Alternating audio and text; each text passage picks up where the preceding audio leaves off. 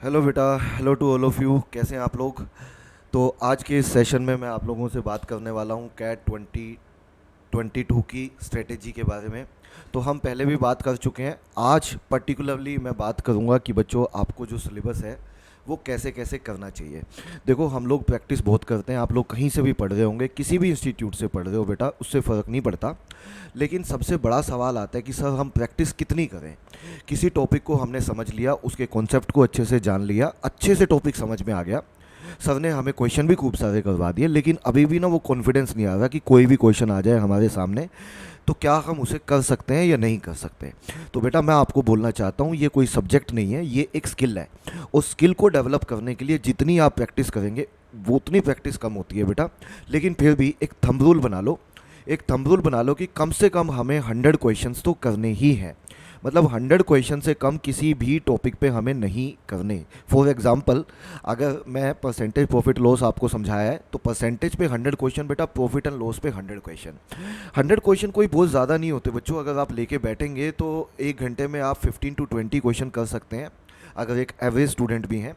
और मैं कहता हूँ अगर थोड़े से वीक स्टूडेंट भी हैं, मैथ्स आपका अच्छा भी नहीं है, आप अपने आप को मैथ्स में वीक समझते हैं, तो उस केस में भी आप कम से कम 10 क्वेश्चंस तो कर ही सकते हैं 1 घंटे में।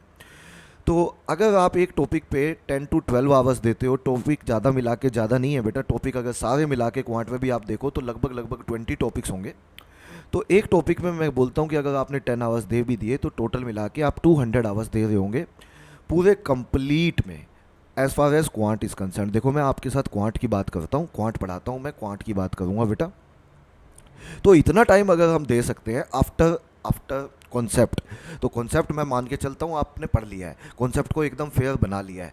ठीक है, एक बात हमेशा ध्यान रखना, हमेशा रिटर्न पे ध्यान देना बेटा। जो कॉन्सेप्ट आप पढ़ते हैं, किसी भी फैकल्टी से पढ़ते हैं, उस कॉन्सेप्ट को आप एकदम फेयर बनाइए, क्योंकि वो कॉन्सेप्ट ही है जिसको आप रिवाइज करेंगे बाद में। बच्चों की एक कंप्लेंट होती है कि सर एक बार आपने समझाया, पूरा समझ में आ गया, सब कुछ समझ में आ जाता है, सब कुछ क्वेश्चन भी हो जाते हैं हमारे, लेकिन कुछ टाइम बाद जैसे जैसे टॉपिक्स आगे बढ़ते हैं, 4 5 टॉपिक पढ़ा दिए जाते हैं क्लास में, उसके बाद बच्चों की बड़ी कॉमन कंप्लेंट है कि सर अब जो पिछले वाले टॉपिक हैं हम वो भूलने लगे हैं।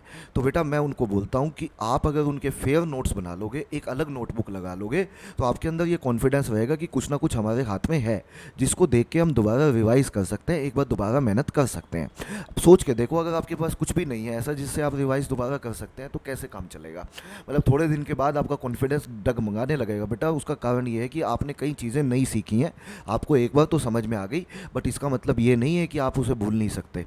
मैं अपनी बात करूं तो एक चीज़ को बच्चों ग्रैब करने में मैं खुद भी 2 से 3 बार प्रैक्टिस करता हूं, 2 से 3 बार रिवीजन करता हूं, तब जाके थोड़ा सा माइंड में छपनी शुरू होती है कोई चीज़। अदरवाइज भूल जाते हैं, ये ह्यूमन मेंटेलिटी है।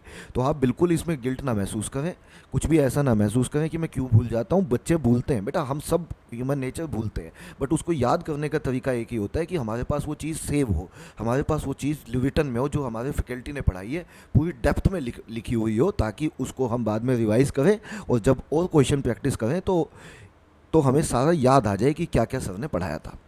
तो बच्चों आई एम श्योर ये बात आप भूलेंगे नहीं। इतना ज़रूर रखना, आज का जो टॉपिक है, आज जो मैंने सिखाया आपको, आज एक ही बात बताई बेटा, जो भी कॉन्सेप्ट आप पढ़ो उसको एकदम फेयर बनाओ, इतना बढ़िया बनाओ कि आपकी नोटबुक बोले, है ना, कि मैं दोबारा रिवाइज क्यों ना करूं इसमें से। तो तब मज़ा आएगा, तब क्वेश्चंस करने में मज़ा आता है। और कम से कम दूसरी लर्निंग ये है बेटा, कम से कम हमें किसी भी टॉपिक पे 100 क्वेश्चन करने हैं। ठीक है, तो चैनल आपको अच्छा लग रहा हो, यहाँ पे मेरी बातें आपको अच्छी लगती हो, तो वीडियो को लाइक करना, और अगर आपको इस तरह के वीडियो और चाहिए तो बेटा चैनल को सब्सक्राइब करना। कमेंट बॉक्स में बताना आपको कैसा लग रहा है ये जो मैं सेशन लेता हूँ कैट से रिलेटेड। आज के इस वीडियो में इतनी बात करता हूँ बेटा, फिर से मिलूंगा आपके साथ और फिर से कुछ ना कुछ हम बात करेंगे ज़रूर कैट की। आई एम श्योर आपकी तैयारी बहुत अच्छी चल रही होगी, बच्चे बहुत बढ़िया हैं, बढ़िया से तैयारी करो, मैं आपके साथ हूँ बेटा। Thank you very much, take care, bye to all of you.